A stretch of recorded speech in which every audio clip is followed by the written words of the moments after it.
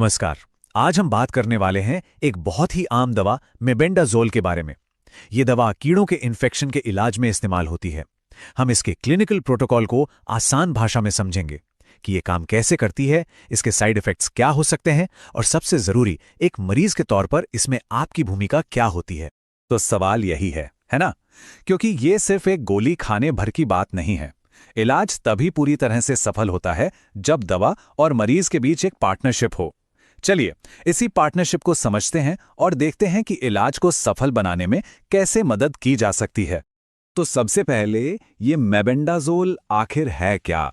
इसे ऐसे समझिए कि ये एक पावरफुल दवा है जो शरीर के अंदर पनप रहे अलग अलग तरह के कीड़ों यानी उन अनचाहे मेहमानों को खत्म करने के लिए ही बनाई गई है।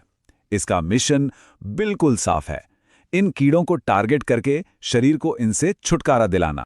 मेबेंडाजोल की खास बात यह है कि ये कई तरह के कीड़ों पर असर करती है, जैसे कि round worm, hook worm, thread worm और टेप वर्म। और तो और अगर शरीर में एक से ज्यादा तरह के कीड़ों का इन्फेक्शन हो, जिसे मिक्स्ड इन्फेक्शन कहते हैं, तो ये उसका भी इलाज कर सकती है। हाँ, एक बहुत ही जरूरी सुरक्षा चेतावनी। अगर कोई गर्भवती है या स्तनपान करा रही है तो उन्हें मेबेंडाजोल नहीं लेनी चाहिए, क्योंकि ये बच्चे के लिए नुकसानदेह हो सकता है। तो अगर कोई प्रेगनेंसी प्लान कर रहा है या बच्चे को दूध पिला रहा है तो मेबेंडाजोल लेने से पहले अपने डॉक्टर से बात करना बेहद जरूरी है। देखिए, मेबेंडाजोल का इलाज सिर्फ दवा लेने तक सीमित नहीं है। ये एक पूरी देखभाल योजना का हिस्सा है जिसमें हेल्थ प्रोफेशनल्स की नज़र रखना बहुत ज़रूरी होता है। तो अब हम बात करेंगे कि डॉक्टर या फार्मासिस्ट मरीज की सुरक्षा और दवा के असर को मॉनिटर करने के लिए क्या-क्या करते हैं। हेल्थ प्रोफेशनल्स आमतौर पर 3 स्टेप का तरीका अपनाते हैं। पहला, वे चेक करते हैं कि कहीं कोई एलर्जिक रिएक्शन तो नहीं हो रहा। दूसरा, वे ब्लड टेस्ट के जरिए देखते हैं कि शरीर दवा को ठीक से सह पा रहा है या नहीं। और तीसरा, वे स्टूल सैंपल की जांच करते हैं ये देखने के लिए कि दवा कीड़ों को खत्म कर भी रही है या नहीं। अब ये ब्लड स्टडीज या रक्त अध्ययन सुनकर घबराने की जरूरत नहीं है। ये बहुत ही सीधे साधे टेस्ट होते हैं।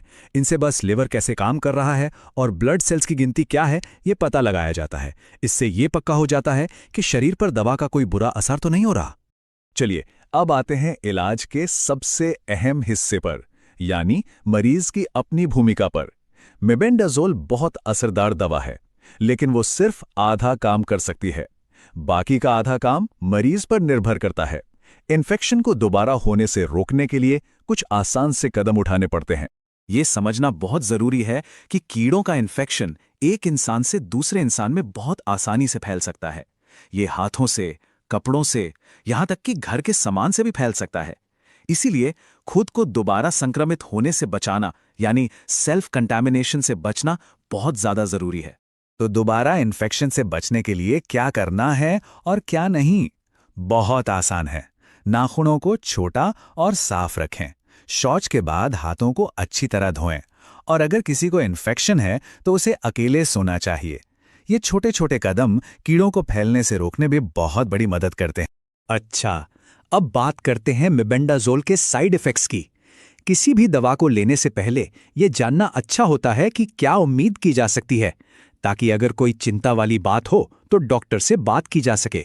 मेबेंडाजोल के जो सबसे आम साइड इफेक्ट्स हैं वो आमतौर पर हल्के होते हैं, जैसे कि मतली, उल्टी या पेट में दर्द। एलर्जिक रिएक्शंस भी हो सकते हैं, लेकिन ये बहुत कम होते हैं।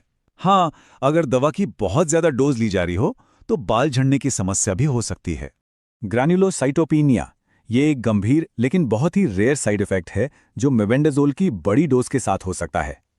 इसमें होता यह है कि शरीर में वाइट ब्लड सेल्स की गिनती कम हो जाती है, जिससे इन्फेक्शन का खतरा बढ़ जाता है। इसीलिए बड़ी डोज लेने पर डॉक्टर ब्लड पर नजर रखते हैं। और हाँ, एक बात जो सुनने में थोड़ी अजीब और चौंकाने वाली लग सकती है, लेकिन इसके बारे में पता होना जरूरी है। कुछ मामलों में गोल कृमि यानी राउंड वर्म मुंह या नाक से भी बाहर आ सकते हैं। ये इस बात का संकेत है कि दवा अपना काम कर रही है, लेकिन जाहिर है ये एक अच्छा अनुभव नहीं होता। अगर ऐसा हो तो शांत रहें और डॉक्टर से संपर्क करें। तो इलाज हो गया, दवा ले ली। अब ये कैसे पता चलेगा कि ट्रीटमेंट कामयाब रहा है?